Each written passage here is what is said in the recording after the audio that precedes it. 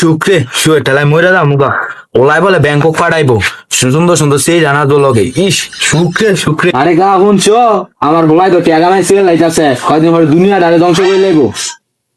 মসজিদের বলাই আমার অভাব নাই, আমার চোখে ঘুম নাই। ও যে মসজিদে বই রয়েছে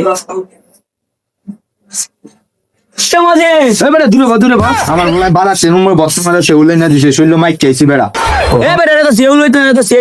ও যাই হোক এগুলোই মারতাছি, আর বেশি দিন বাংলাদেশে থাকতাছি না, ব্যাংকক যাইতাছি গা। বলাই ব্যাংকক পাঠাই দিব, লগ লগ বলে সেই যা নাচবো। এইসব নাচ তোর বলাই পড়ালেখা করে না, খাওয়া দাওয়া বল হয়েছে তোর বলাই এত দিয়ে পাইছে হইতে।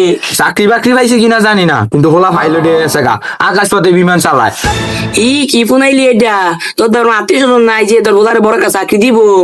আর তোর বলাই চাচু হিসেবে তো খারাপ। আর আমার বলারে দেখ দিন নাই তোমার তোর ইন্টারভিউ দিতেছে, আবার বিলেন্ট স্টুডেন্ট।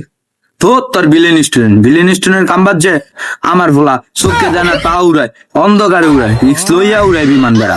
তোর বলাই অন্ধকার বিমান চালায়। এ মজিদ তোর বলারে কি কাউ ডাঙ্গর করছো? আর আডা রুটে ডাঙ্গর হয়েছে, অনেক দূর ডিম বাদে পুষ্টি বলতে নাই ওই, মানে এগুলি বাদে দর হই না আমার ভোলা।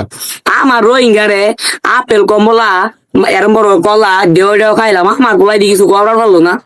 আমার ভোলাটা রেলে না অনেক চিন্তা লাগে, কোন দিন জানি বিমানটা হুইটা জায়গা।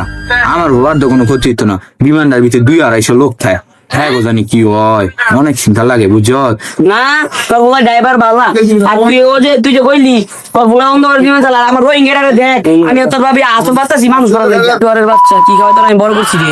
আর মসজিদের বলার দেখ তুই 200-250 লোকরে তোর বিমান তোর ইয়া টান দেয়, তুই 50 জন লয়ে টান দিতে। দেবগা কোন বিমান টান দেয় এটা আমরা বুঝছি, একদিন সকল ফাঁকা হলে পড়বে এসব বলা বুঝতে পারবো না। হ্যাঁ তোর জঙ্গলে তো যাইতি না, মসজিদ আমার কইছে রাত্রে আন্দা তোর বিমান তোর চালায়, তাই তোরা আমি নিয়ে দিয়ে